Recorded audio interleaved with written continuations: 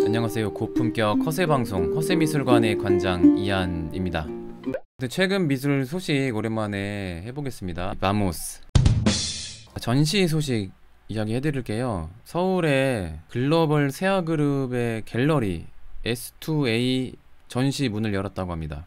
얼마 안 된 걸로 기억해요. 쿠사마 야요이 전시인데 최대 규모 전이라고 이렇게 소개가 되더라고요. 개인 소유로 알고 있는데 김환기 화백의 우주도 올해 공개를 한다고. 그럼 같은 곳이겠죠. S타워에서. 게다가 무료로 전시를 한다고 합니다.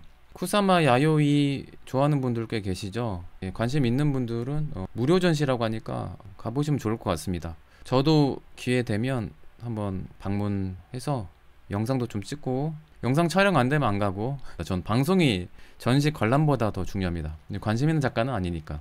김환기 작품은 아직 아니고 너무 좀 오덕 느낌 좋아하진 않아서요. 아무튼 NFT 관련 그 소식인데, NFT가 이제 생소하신 분들도 계실 거예요. 저도 뭐 안지 얼마 안 됐고, 다빈치의 작품으로 추정되는 이탈리아 발음이겠죠. 라 벨라 프린시페사, 이 작품이 다빈치의 작품으로 추정되는데, NFT 그러니까 블록체인화해서 디지털로 파는 거잖아요. 소유권만, 진짜를 파는 게 아니라. 이 NFT가 16억 원에 팔렸다고 합니다. 그런데 그게 있죠. 이게 확실하진 않다고 하거든요. 여러분, 이 작품 다빈치의 작품 같으신가요? 저는 모르겠습니다. 다빈치 특유의 인상이 안 보이거든요. 다빈치가 여인을 그릴 때의 특유의 인상이 있거든요. 공통적인 그 느껴지는 그 인상이 있는데, 이 작품에서는 잘 느껴지진 않습니다. 솔직히 측면이라서 그런 건지 몰라도. 그러니까 좀 코를 길게 그리는 습관이 있는 걸로 저는 기억하거든요.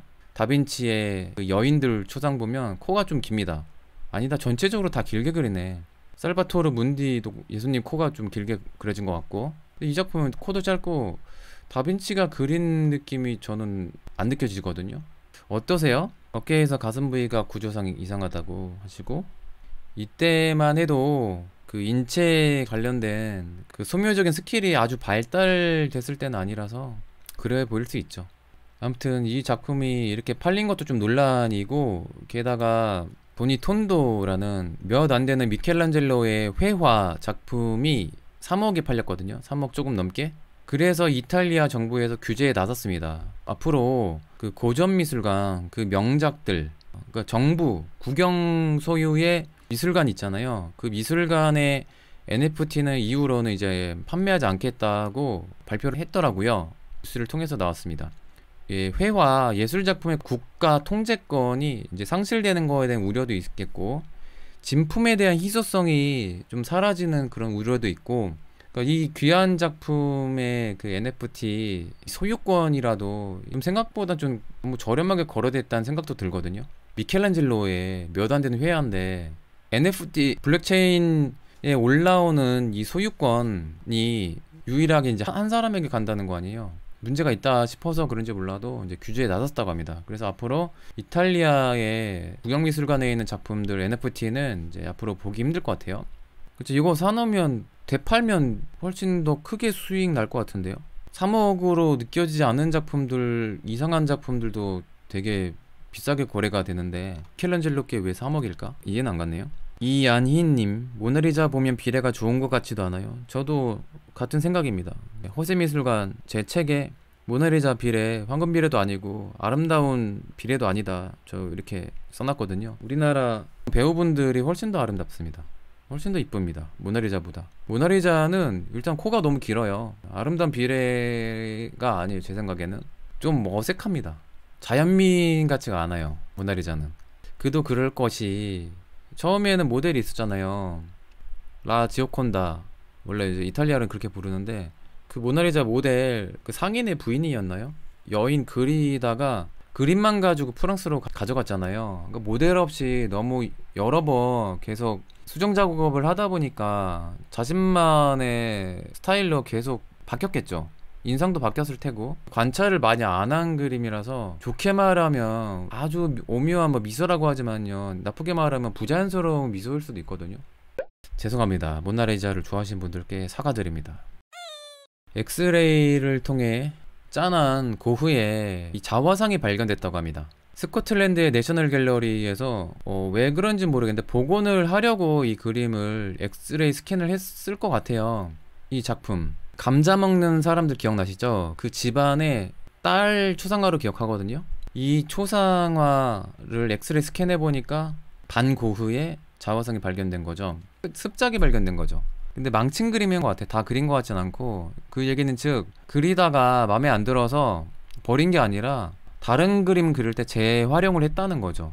고흐가 워낙 가난하다 보니까 그 동생 테오한테서도 돈을 타서 쓰고, 시적인 그 편지를 써가지고 동생과 교감을 나눴잖아요. 문학적으로 우수한 평가를 받는데 멋진 시적인 표현하고 오늘은 뭘 그렸다, 뭐가 아름다워 이런 얘기하다 기승전. 근데 나 돈 떨어졌어, 재료 살 그게 없네, 돈 좀 보내달라고, 이런 얘기잖아요.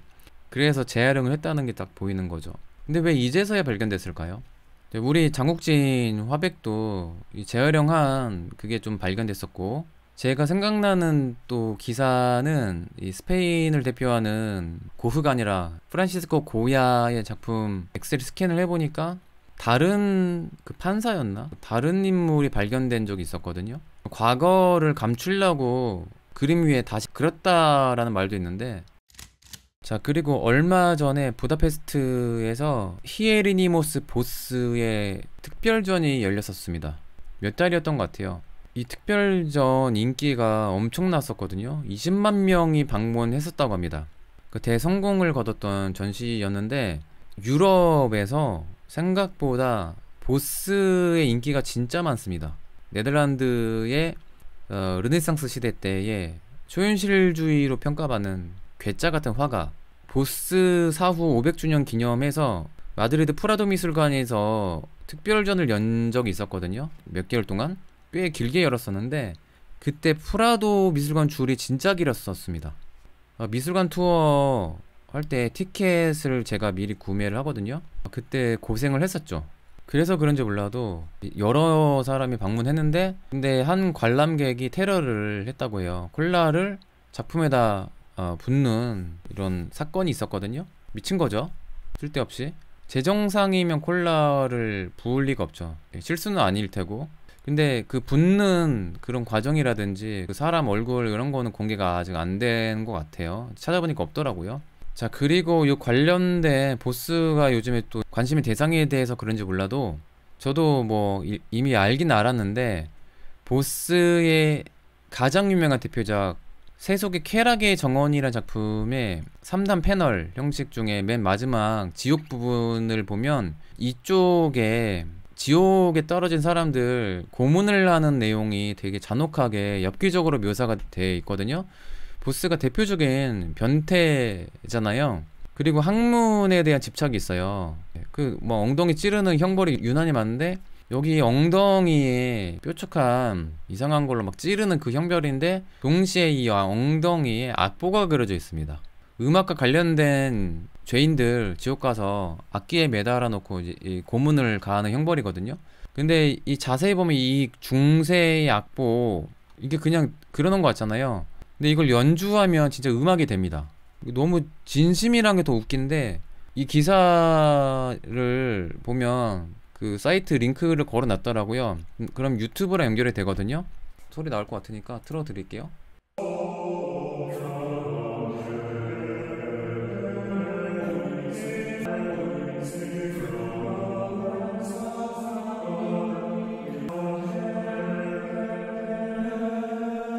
이 정도까지 저작권 걸릴 수 있으니까. 아무튼 근데 음악이 너무 서정적이잖아요. 그래 더 웃긴 것 같아요. 학문에서 나온 음악이잖아요.